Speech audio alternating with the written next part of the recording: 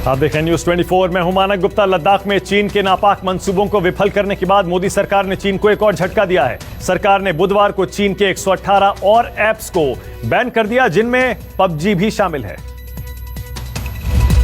Electronics और सूचना प्रौद्योगिकी मंत्रालय ने धारा 69(a) के तहत इन मोबाइल ऐप्स पर बैन लगाने का फैसला किया है। इसमें पबजी का नाम भी शामिल है। सरकार ने एक बयान जारी कर कहा कि देश की एकता, अखंडता, राष्ट्रीय सुरक्षा को ध्यान में रखते हुए इन चाइनीज ऐप पर बैन लगाया गया है। पबजी के अलावा APUS launcher pro, APUS launcher, security, APUS turbo cleaner, Baidu, FaceU, share save by Xiaomi जैसे बड़े ऐप के नाम भी बैन लिस्ट में हैं। आईटी मंत्रालय के मुताबिक उसे इन मोबाइल ऐप के बारे में लगातार शिकायतें मिल रही थी। ये डाटा के दुरुपयोग के साथ ही डाटा चुराने के काम भी कर रही थी और भारत से बाहर जहां सर्वर है, यूजर के डाटा को ट्रांसमिट कर रही थी। गृह मंत्रालय के अधीन आने वाले Indian cyber crime coordination centre ने भी इन ऐप पर बैन लगाने का सुझाव दिया था। यही मांग संसद में भी कई मौकों पर सांसदों ने उठाया था। यही वजह है कि देश के करोड़ों मोबाइल इंटरनेट यूजर्स के हितों को ध्यान में रखते हुए इन ऐप पर बैन लगाने का फैसला लिया गया है, जिससे भारतीय साइबर स्पेस को सुरक्षित रखा जा सके और चालबाज चीन को सबक सिखाया जा सके। इससे पहले जून और जुलाई महीने में 3 चरणों में आईटी मंत्रालय ने 128 चीनी ऐप पर बैन लगाया था, जिसमें टिकटॉक जैसे बड़े और पॉपुलर ऐप भी शामिल था। एक तरफ बॉर्डर पर तनाव है और दूसरी तरफ भारत और चीन के बीच ब्रिगेडियर लेवल की बैठक हो रही है। सबसे हैरानी की बात यह है, इधर चीन बातचीत की टेबल पर है और दूसरी तरफ बॉर्डर पर बदमाशी भी कर रहा है।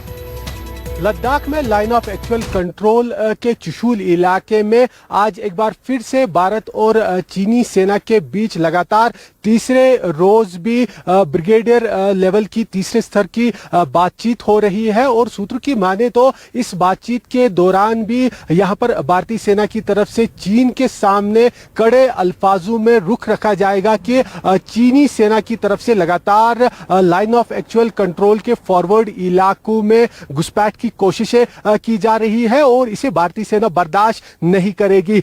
सूत्रों की माने तो कल भी यहां इस इलाके में करीब 5 घंटे तक दोनों तरफ से ये ब्रिगेडियर स्तर पर बातचीत हुई। हालांकि इस बातचीत के दौरान कल यहां पर कोई रास्ता नहीं निकला और यही कारण है कि आज तीसरे रोज भी यहां पर ये बातचीत हो रही है और कल भी भारतीय सेना ने कड़े अल्फाजों में चीनी सेना को यह बता दिया था कि अगर चीनी सेना की तरफ से यहां पर इस तरह की हरकतें की जाएगी तो उसका मुंहतोड़ जवाब दिया जाएगा। और आज भारतीय सेना ने रेड आर्मी के सामने सूत्र की माने तो यही बातें दोहराई है। हालांकि बैठक अभी यहां पर लगातार चुशूल इलाके में जारी है।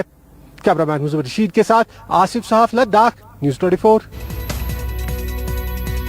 बिहार के छात्रों को रेलवे ने सौगात दी है। जेईई नीट परीक्षा के लिए ट्रेन चलेगी।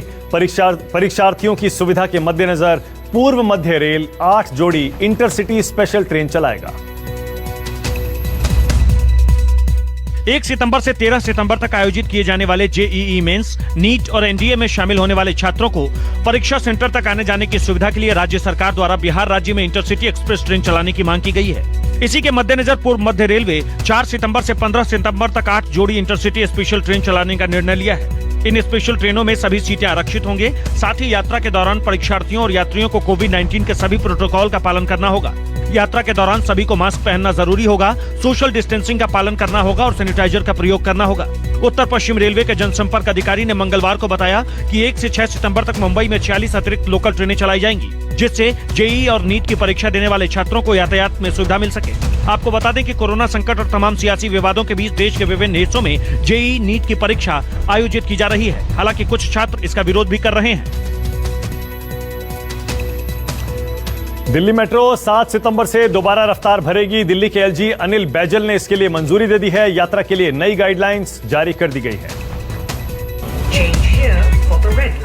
लॉकडाउन में सुनी पड़ी दिल्ली मेट्रो की ये आवाज एक बार फिर कानों में गूंजने वाली है, लेकिन कुछ बदले माहौल में।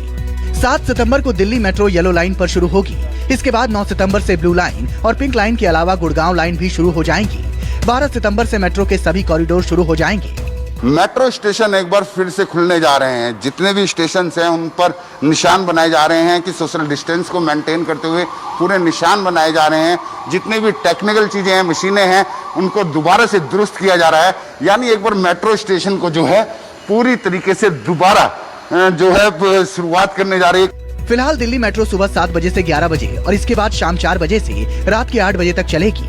कोरोना को देखते हुए दिल्ली मेट्रो में सफर के नए नियम भी तय किए गए हैं। यात्रा के लिए सिर्फ स्मार्ट कार्ड का इस्तेमाल होगा और स्मार्ट कार्ड का रिचार्ज सिर्फ और सिर्फ कैशलेस ही हो पाएगा। सभी यात्रियों के लिए मास्क जरूरी होगा। थर्मल स्क्रीनिंग के बाद ही उन्हें स्टेशन परिसर में एंट्री मिलेगी। मेट्रो स्टेशनों पर कुछ खास गेट से ही यात्रियों की एंट्री होगी। जो मेट्रो स्टेशन कंटेनमेंट जोन में आते हैं वो फिलहाल बंद रहेंगे। नई गाइडलाइन में आरोग्य सेतु ऐप को अनिवार्य नहीं किया गया है। शुरुआत में मेट्रो की फ्रीक्वेंसी भी कम रखी गई है, यानी पहले किसी रूट पर जो मेट्रो ट्रेन हर 2.5 मिनट में आती थी वह 5 से 7 मिनट में आएगी। संसद के मॉनसून सत्र में प्रश्नकाल रद्द करने के फैसले पर सरकार और विपक्ष आमने सामने आ गए हैं। विपक्ष ने इसे लोकतंत्र की हत्या करार दिया है। संसद का मॉनसून सत्र 14 सितंबर से शुरू हो रहा है। कोरोना काल में शर्तों के साथ संसद सत्र चलाया जाएगा। सत्र की अवधि कम होने का तर्क देकर प्रश्नकाल को कैंसिल करने का फैसला लिया गया। दोनों सदनों में प्रश्नकाल की कटौती से विपक्ष आग बबूला है। प्रश्न तो देश की जनता का होता है और मोदी सरकार अगर आवाम के प्रश्न आज इतने समस्या है, हम अगर उसे उठाएं तो उसका उत्तर देना चाहिए। वो देने से क्यों कतरा रहे हैं? प्रश्नकाल को खत्म कर देना एक तरह से समझिए कि संसदीय लोकतंत्र की आत्मा मर जाती है। अब मरी हुई आत्मा के बीच में तब तो ये रिचुअल से ज्यादा कुछ रहा नहीं। हालांकि सरकार की तरफ से साफ किया गया है कि प्रश्नकाल कैंसिल करने का फैसला विपक्षी दलों की राय लेने के बाद हुआ है। संसदीय कार्य मंत्री प्रहलाद जोशी ने दावा किया कि टीएमसी को छोड़कर किसी ने इसका विरोध नहीं किया था। सरकार ने आधे घंटे के लिए प्रश्नकाल आयोजित करने की भी बात की है। तृणमूल कांग्रेस के राज्यसभा के नेता डेरेक ओब्रायन के अलावा सब पार्टी के नेता जब हमने बात की, उन्होंने क्वेश्चन आवर डिस्पेंसेशन करने का, सस्पेंड करने के लिए उन्होंने एग्री हुआ है। आमतौर पर संसद की कार्यवाही प्रश्नकाल से ही शुरू होती है। प्रश्नकाल का समय 11 बजे से 12 बजे तक होता है। सदस्य आम लोगों से जुड़े मामलों पर सरकार से जानकारी मांगते हैं, जिनका जवाब सरकार के प्रतिनिधि देते हैं।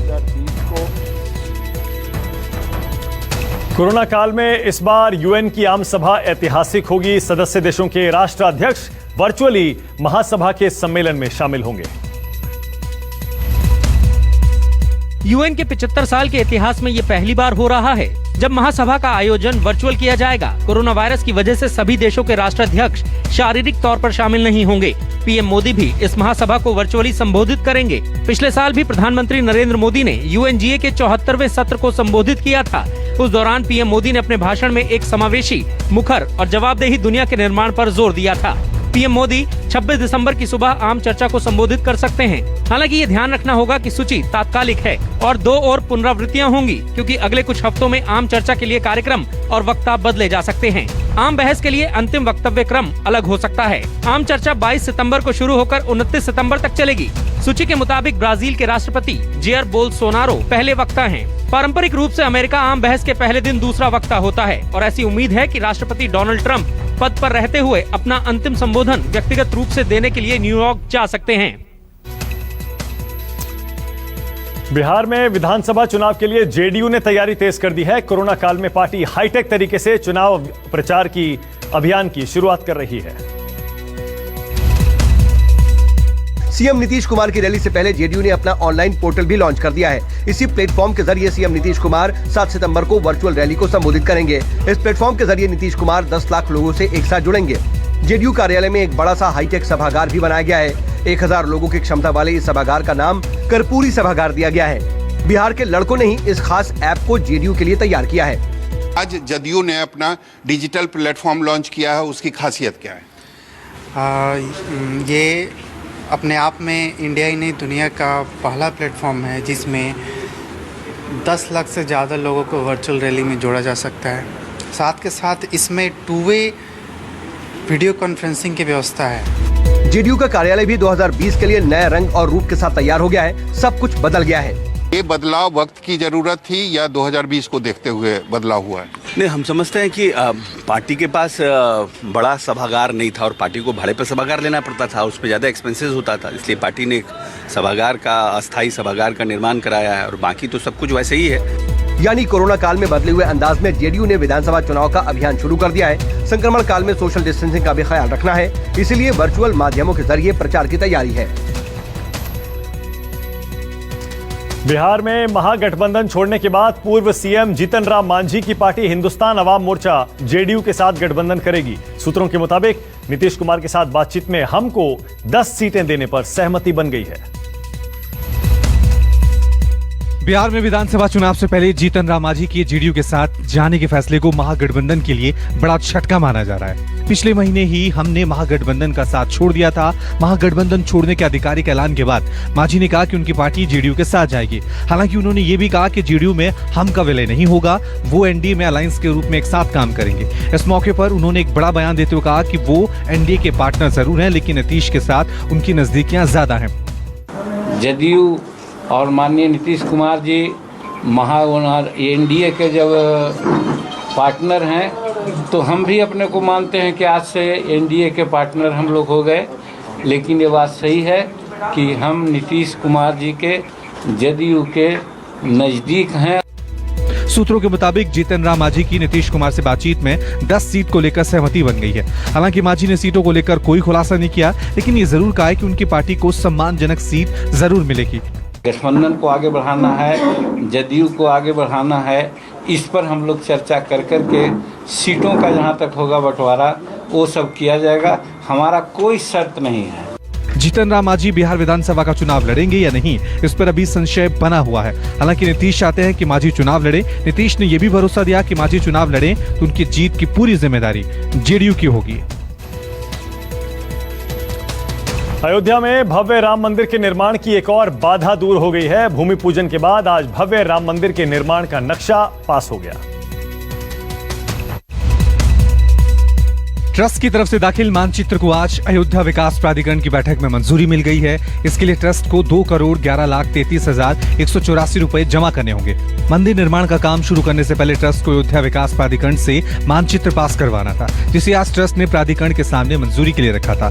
नक्शे के मुताबिक मंदिर निर्माण के लिए राम जन्मभूमि ट्रस्ट ने 2,74,110 वर्ग मीटर का मानचित्र दाखिल किया था, जिसमें 13,000 वर्ग मीटर कवर्ड एरिया है। प्राधिकरण ने इस मानचित्र को आज मंजूरी दे दी है। आज श्री राम जन्मभूमि तीर्थ क्षेत्र द्वारा नक्शा प्रस्तुत किया गया, लेआउट का भी और मंदिर का भी, दोनों ही नक्शे पास कर दिए गए। सभी विभागों से अनापत्ति लिए जाने के उपरांत ही आज पास किया गया है। लेआउट का टोटल एरिया लगभग 2,74,000 स्क्वायर मीटर है। हालांकि ट्रस्ट को इसके लिए प्राधिकरण की तरफ से निर्धारित शुल्क जमा करना होगा। अगर विकास शुल्क के साथ साथ अनुरक्षण, पर्यवेक्षण और लेबर सेस शुल्क की बात की जाए तो आयकर की धारा 80G के तहत 65% छूट मिलने के बावजूद भी 2,11,33,184 रुपए का विकास शुल्क ट्रस्ट को जमा करना होगा। यहाँ भी एक नया इतिहास दर्ज किया जा रहा है। अयोध्या विकास प्राधिकरण को अपने गठन के बाद से आज तक इतना बड़ा शुल्क नहीं मिला था जितना शुल्क ट्रस्ट जमा करने जा रहा है। 12,879 वर्ग मीटर का नक्शा था, ये सर्वसम्मति से आज पास कर दिया गया है। 3 तल का मंदिर प्रस्तावित किया गया है। यानी अयोध्या में अब राम जन्मभूमि स्थल पर निर्माण कार्य शुरू करने की सभी प्रक्रिया पूरी कर ली गई है और अब वहां भव्य राम मंदिर के निर्माण का काम शुरू हो जाएगा। ट्रस्ट की तरफ से अयोध्या विकास प्राधिकरण के समक्ष राम मंदिर का मानचित्र पेश किया गया था, जिसे प्राधिकरण ने मंजूर कर लिया है। इसके साथ ही ट्रस्ट को 2 करोड़ से ज्यादा का शुल्क भी जमा करना होगा। लेकिन राम मंदिर के निर्माण के लिए जरूरी अंतिम प्रक्रिया को पूरा करने के साथ ही अयोध्या में भव्य राम मंदिर के निर्माण का रास्ता भी पूरी तरीके से साफ हो गया है। यहाँ छोटे से ब्रेक के लिए रुक रहे हैं, फौरन लौट रहे हैं।